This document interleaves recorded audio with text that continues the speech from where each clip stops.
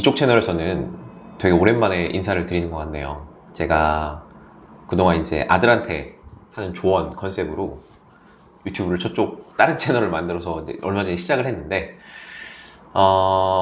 이제 그거랑 좀 다른 주제 한번 긴급하게 올려야 될 것 같은 생각이 들어서 제 생각도 좀 정리도 할 겸, 그리고 나중에 아들도 진로 문제를 이제 결정을 하고 고민하게 될 순간들이 올 테고 입시를 치르게 될 테니까 제가 지금 드는 생각, 그리고 앞으로 의사의 미래는 어떻게 될지 몇 가지 한번 생각나는 대로 두서없이 한번 얘기해 보겠습니다.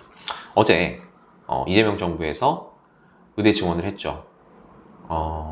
지금 일단은 뭐 400 몇 명이라고 하는데 해마다 조금씩 늘어나가지고 813명까지인가 늘리는 것 같아요. 2031년까지만 5년간만 늘린다고 되어 있는데 아마 이건 그대로 갈 거예요. 그러니까 사실 지금 만약에 증원을 해놓은 게 2031년이 된다고 해가지고 갑자기 이제 813명 TO를 줄인다? 그러면 지금 400명이고 나중에 800명 되는 이유가 그동안 이제 증원하는 건물들 짓고 그런 동안 증원을 못하니까 차근차근 올리겠다 이런 것인데, 그러면 2031년 돼가지고 지어놓은 건물 다시 허물 건 아니잖아요. 그럼 그 건물에서 뭐 할 거야? 그리고 학생들 가르치려면 교수들도 더 뽑고 해야 될 텐데, 그럼 그 뽑은 교수를 다시 자를 수 있나? 그러니까 그거 800명은 계속 뽑는 거야. 이제 앞으로는 의대 정원은 3,058명? 그게 아니라 이제 그냥 4,000명씩 되는 거예요. 그리고 해마다 800명씩은 지역의사제로 뽑겠다 이런 것인데, 자, 일단 요번에는 뭐 전국적인 사직사태 이런 거 어려울 것 같아요. 어렵다고 봐요. 왜 그러냐면 이미 지금 의사들도 반포기 상태야. 뭐 저부터도 그렇고 제 주변도 그렇고 뭐 이미 지금 각자 도생, 뭐 빨리 벌고 튀자, 뭐 이런 마인드가 이미 팽배하고, 그리고 지난번에 윤석열 사태 때 나갈 사람들은 사실 다 나갔다. 그러니까 진짜 의식 있고 좀 실력 있고 에이스들, 뭐 괜찮다, 이 교수님 정말 괜찮다, 이런 사람들은 이미 다 나갔어. 뭐 그 충북대 배장원 교수님 같은 경우도 뭐 이미 지금 부산에 좋은삼성병원 가 있잖아요. 그러니까 그런 것처럼 실력 괜찮고 이런 사람들도 뭐 정형외과든 뭐든 뭐 개업할 만한 능력 있으면 다 나갔고, 지금 남아있는 사람들은 어차피 뭘 하든 계속 눌러 앉아있을 사람들이야. 오히려 그런 사람들은 증원해가지고 레지던트들 많아진다, 뭐 자기들 일 편해진다 이러면서 기대하고 있는 사람도 많을 거예요. 아무 타격감도 없고.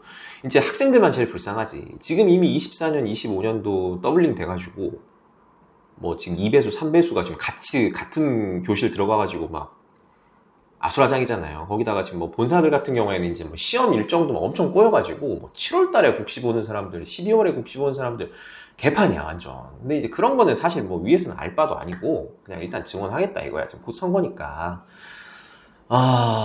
아무튼 뭐 증원은 그렇다 치고 이게 이제 앞으로 어떻게 될 것인가 한번 생각을 해보는 것인데, 제가 일단 1번으로 드는 생각은 이게 소셜 믹스가 될지. 자, 예를 들어서 지금 800명을 새로 뽑는다. 그래가지고 기존 3,000명이랑 이제 걔들이 섞여야 될 거 아니에요. 그러면은 예를 들어서 지금 100명씩 공부하는 한 학년에 한 20명 정도가 이제 지역의사제로 들어오는 것인데, 우리나라 같이 금 나누기 좋아하는 세상에서 임대 아파트만 해도 그렇게 차별하고 무시하는데 일종의 사배자 전형으로 들어왔다 해가지고 그 100명 학생들이 20명 학생들을 잘 공부를 할 수 있을지, 소셜 믹스가 될지 솔직히 저는 의문이에요. 그러면 당연히 그 안에서 급 나누기가 들어갈 것이고 쟤들이랑 우리는 다른 급이다 이렇게 생각하고 행동하려는 사람들이 분명히 있을 것이고, 그건 어쩔 수 없다고 봐요. 그러면 그 사람들이 이제 지역의사제로 들어간 학생들이 처음에 예과 1학년 들어가가지고 뭘 할까? 제가 1번 드는 생각은 아마 반수할 거예요. 왜냐면 그 사람들은 지금 내신이 괜찮거든. 그런데 수능만 좀 더 잘 본다면 정시로, 정규 루트로, 그러니까 사배자 전형이 아니라 나중에 서울로 바로 갈 수 있는 전형으로 갈 수도 있는 분들이란 말이지. 실력이 되니까. 그럼 그 사람들은 당연히 반수나 아니면 이제 재수를 생각을 하겠지. 처음에 정만 두고. 그래서 아마 학년이 100명이라고 해도 실제 학년 120명이라고 해도 한 학년 다니는 사람들이 100명 남짓이 되지 않을까, 일단 이 생각이 들고, 그러면 이제 1년 뒤에 뭐 재수 실패한 사람들이랑 그 다음에 뭐 들어온 사람들 합쳐서 결국 그냥 120명 정도 되겠죠, 예를 들어서. 그럼 이제 그 사람들이 들어갔을 때 제대로 수업을 할 수 있을지는 이제 둘째 문제고, 어찌어찌 120명이 돼서 졸업을 했다 칩시다. 자, 그러면은 그 지역사제로 들어간 사람들이 지역에 10년 공부를 해야 된다면서요.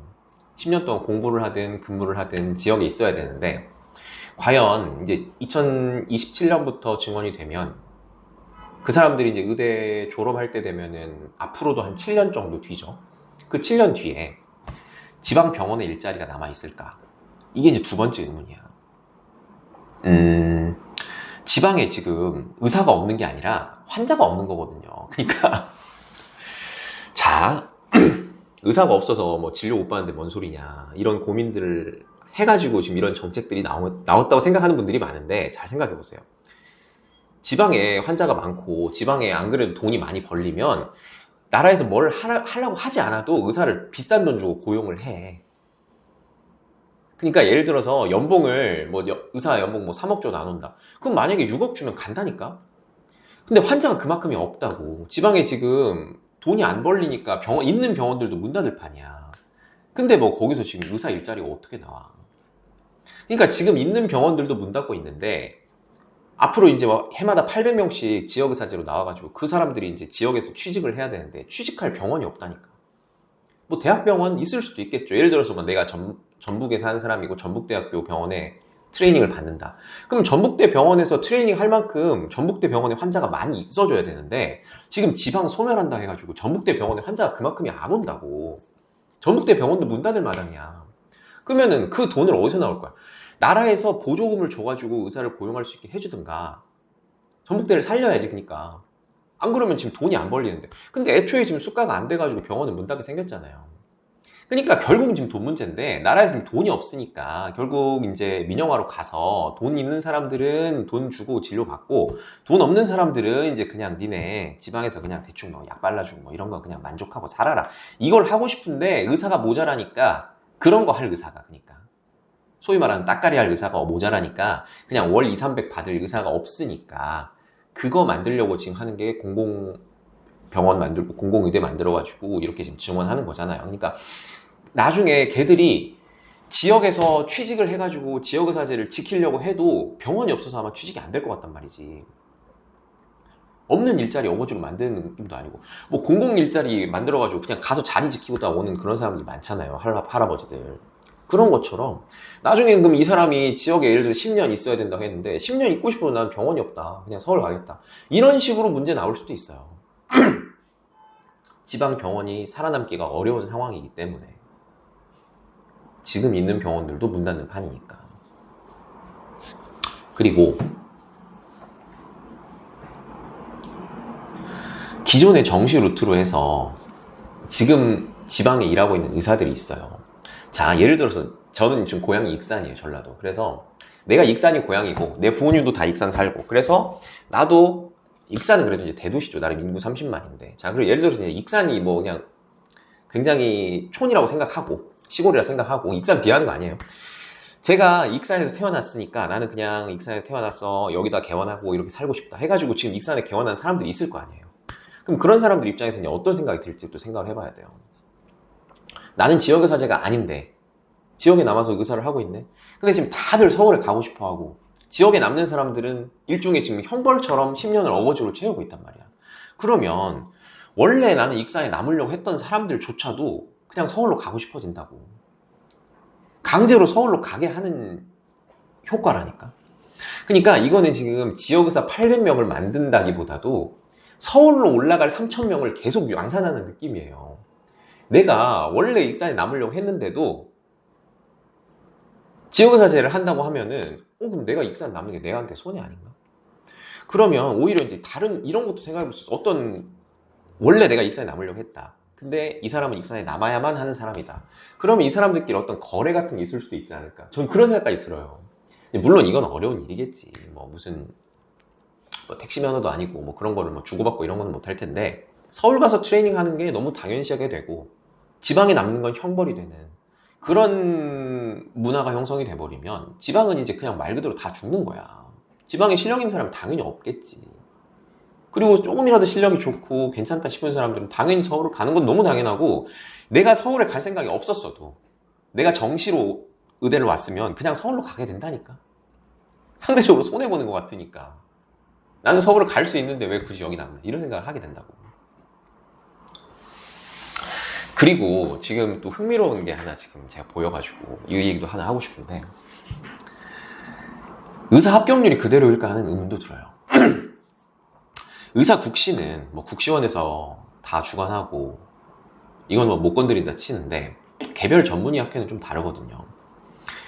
근데 전문의 시험은 대한의학회에서 주관을 하는 건데, 대한의학회는 정부에서도 별 상관없어요. 왜냐면은 어차피 지방에다가 좀 박아놓을 의사 면허 있는 애들만 필요하니까, 뭐 요식행위로 그냥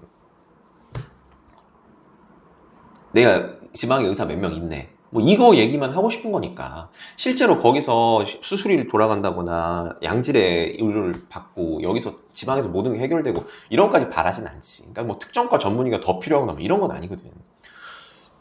근데 이번에 전문의 1차 시험 합격률이 발표가 됐는데, 이번에 재활의학과 응시자가 75명, 75명 중에서 불합격자가 22명 나왔어요.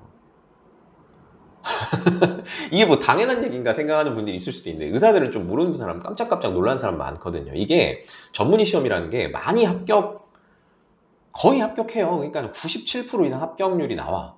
그래서 뭐 해마다 한두 명 정도 그냥 정말 서민 애들만 떨어지는 이런 시험이거든. 근데 지금 75명 중에 22명. 그래서 지금 합격률이 70.6%야. 이게 저 나중에 이제 장기적으로 봤을 때, 이미 지금 재활학과 학회에서는 움직이기 시작했다고 저는 생각하거든요. 나중에 변호사 실험처럼 될 공산이 있다고 저는 봅니다. 그러니까 지금 변호사 시험도 처음에는 합격률이 90% 정도 나왔었죠. 네.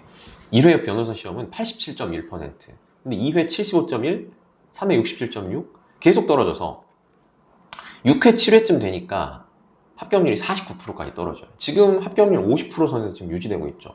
변호사 시험은 5번 떨어지면 다시 응시 못해요. 그러니까 이제 진짜 말 그대로 변신앙인들이 많아지는 상황인 거야. 그러니까 그런 것처럼 의사들도 의사 합격률을 못 조절한다면 전문의 차원에서 이제 산하 제한을 펼칠 가능성도 있다. 그렇게 되면 이제 결국에는 어차피 트레이닝 하는 거는 이제 다 물 건너갔고, 다들 전문의 안 따고 의대만 졸업하면 일반 GP로 나와서 돈 벌 궁리만 하거나, 아니면 지역의사제 그냥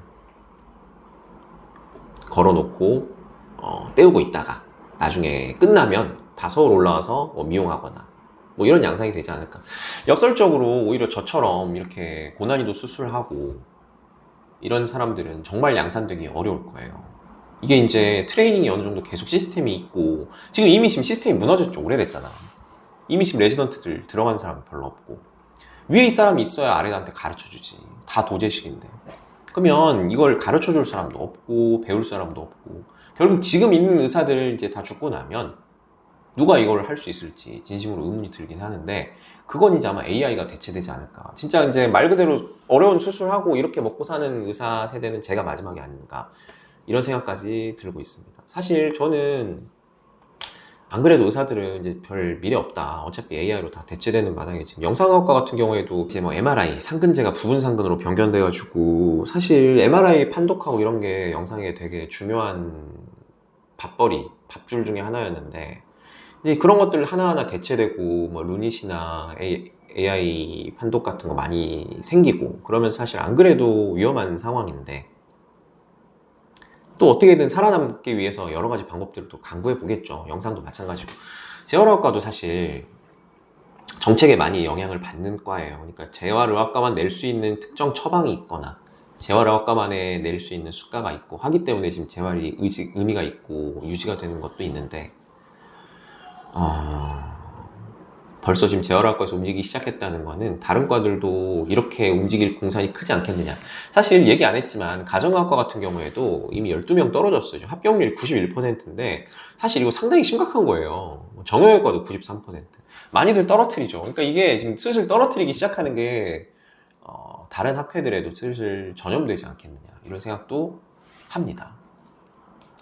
아무튼 뭐 오늘은 뭐 이런저런 앞으로 의사들이 증원됐을 때 앞으로의 의사들은 어떻게 될 것인가, 진짜 실력 있는 소수의 의사들은 뭐 계속 먹고는 살겠지만 그 의사들을 돕는 이제 AI 툴들이 계속 늘어나면서 기존 의사들도 일자리는 계속 없어질 것이고 지역의사제로 남은 사람들은 어차피 전문의 딸 공산보다는 지방에 남아서 빠르게 그냥 공부에 하듯이 요식 행위로 지방 지키고 있다가 사실 지방의 환자들도 거의 없을 거예요. 지방이 계속 소멸되고 있는 상황이기 때문에 그러면 그 사람들이 이제 10년 채우고 어떻게든 서울 올라올 생각 다들 할 것이고 의사 임금은 많이 떨어질 거예요. 의사 몸값은 많이 떨어질 것이다. 그래서 많은 분들이 원하는 것처럼 의사들 밥그릇은 이제 뭐 깨지지 않겠느냐 이런 생각은 하고 있고 요새는 뭐 SK 하이닉스 성과급도 너무 많이 나오고 이러니까 이제 그렇게 되면 의사들 다 안 하고 뭐 공대 가서 SK 하이닉스 가고 싶어 하고 뭐 이런 추세가 생길 수도 있겠죠. 이제 저도 아들이 있고 걔들이 입시를 준비하고 이럴 때는 또 어떻게 변할지 지금도 좀 궁금하긴 한데 그냥 어제 뉴스 이것저것 보면서 드는 생각 몇 가지 남겨봤습니다. 어쨌든 간에 우리가 그동안 누려왔던 값싸고 질 좋은 의료 이런 거는 이제 없어진 것 같다. 끝났다. 이런 생각은 좀 듭니다. 나중에 제가 아프면 누가 저를 진료해 줄 수 있을지 진짜 진심으로 좀 걱정이 되기는 하네요. 저도 사실 제압가림하고 먹고 살기 바쁘니까 뭐 어떡하겠어요. 슬프지만 그냥 받아들이고 살아야 하는 수밖에 없는 것 같습니다. 그럼 또 뵙죠.